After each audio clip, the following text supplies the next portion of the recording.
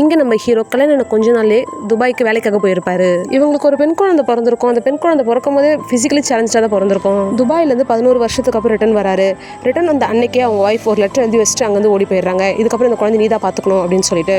அன்னைக்கு தான் நம்ம ஹீரோ ஃபர்ஸ்ட் டைம் ஒரு பொண்ணை பார்க்குறாரு. அந்த சின்ன பொண்ணு இவரை பார்த்து பயத்தில் கத்த ஆரம்பிக்கிறா. வீட்டில் இருக்கவங்க வந்து கத்துறாங்க, இந்த பொண்ணை எங்கேயாவது கொண்டு போய் ஆசிரமத்தில் சேர்த்துட்டு வந்துருன்னு. பக்கத்து வீட்டில் இருக்கவங்களாம் வந்து உங்கள் பொண்ணு இப்படி கத்திக்கிட்டே இருக்கா, எங்களால் நிம்மதியாகவே இருக்க முடியல, தயவு செஞ்சு இங்கே நீங்கள் காலி பண்ணிட்டு போயிடுங்கன்னு சொல்கிறாங்க. அதனால இவரும் இங்கேருந்து ஆள் நடமாட்டமே இல்லாத வீட்டுக்கு காலி பண்ணிட்டு போகிறாங்க. தான் பொண்ணுக்கு எல்லா வேலையும் இவர் தான் பண்ணுறாரு. அப்போன்னு பார்த்து அந்த பொண்ணு ஏஜ் அட்டன் பண்ணிடுறா. வீட்டு வேலையை செய்ய ஒருத்தவங்க வேலைக்கு வைக்கிறாங்க. அவங்களும் கொஞ்ச நாள் வேலை பார்த்துட்டு இதுக்கப்புறம் முடியாது சார், எல்லாரும் தப்பாக பேசுகிறாங்கன்னு சொல்லிட்டு அவங்களும் வேலையிலேருந்து போயிடுறாங்க. நம்ம ஹீரோட இக்கட்டான சூழ்நிலை தெரிஞ்சு அஞ்சலி அங்கே வீட்டு வேலைக்கு போகிறா. அந்த குட்டி பொண்ணையும் நம்ம ஹீரோவையும் இவன் நல்லா பார்த்துக்கிறா.